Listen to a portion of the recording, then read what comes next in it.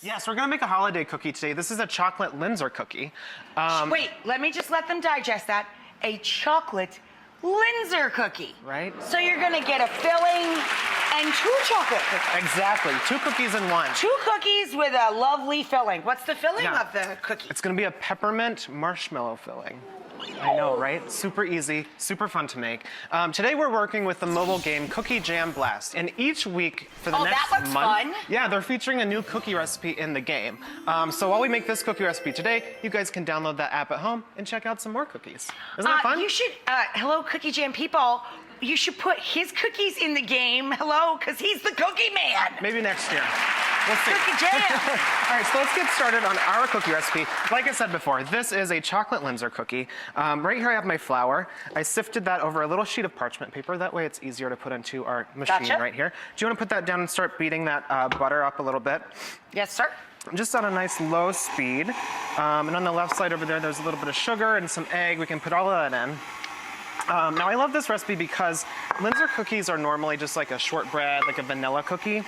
So I wanted to come up with one because I am like a huge chocoholic. I love chocolate. I know. And sometimes with the holiday cookies, I love a little cutout cookie, but I want it to be chocolate. So you could use this as your cutout cookie this year. You can make these Linzer cookies.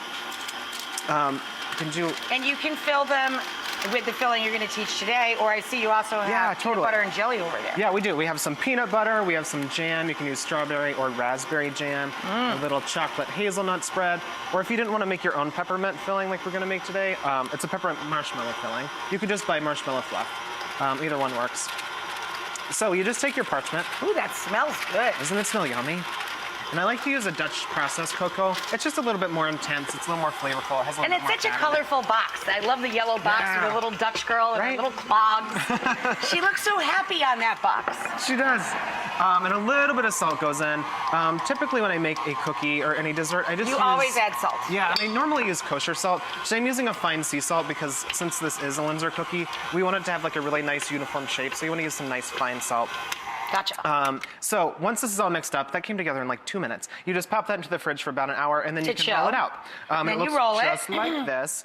So since this is a Linzer cookie, we're gonna make a top and a bottom to the cookie, but we're gonna use the same size for both. So you want your bottom to just be like this. When you go to make your top, you cut it. You want to show them the next part? And you cut out the center. Exactly. And a lot of people take this part and put it back in and like roll it back up and try to make more cookies. But I like to cook these off as little snacks, right? So then you have little tiny ones, like little mini tiny cookies. So then you bake those cookies off. They look like this when they're done. Okay. So these are the tops. Do you want to powder the tops of these? I'll powder those tops, sir. Yep. And they just look pretty. It's like snow. Like a gentle snowfall. And here I have 3 egg whites. Okay. So while you're whisking, I'm gonna add in some sugar, 3/4 of a cup, and then a little bit of cream of tartar. And then we're just gonna put it on this double boiler over here. You can set it right over this. And I just like to cook it until the sugar dissolves. So it looks like this. And the way you know it's dissolved, because it kind of looks the same, but if you just kind of touch it, it should be a little warm, and you shouldn't feel any granules of sugar anymore. Gotcha. So once all of that's done, you take it over here, you put it down into your mixer. There we go. Bloop. And basically what we're making here is just a meringue, basically. And then we're gonna add in some peppermint extract to make it nice and pepperminty. But you could add any kind of flavor you like. If you like almond, I know you love almond, you could put almond extract. You could put in some vanilla. So you whisk that up until it's nice and fluffy. All right, so I'm gonna cut off the ends of these. Thank you. There we go. So let's go over here to our tops and give them a little squirt of some frosting.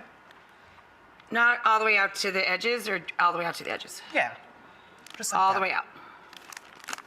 So then you take your tops of your beautifully dusted cocoa. Oh, look how beautifully dusted these are. There you go. And these are pretty cookies. I have some back here that are done. And look at these. These are my favorite. These little tiny ones. Oh, look. Honestly, that is cute? super cute. The baby ones are the cutest, I think. They're adorable, aren't they?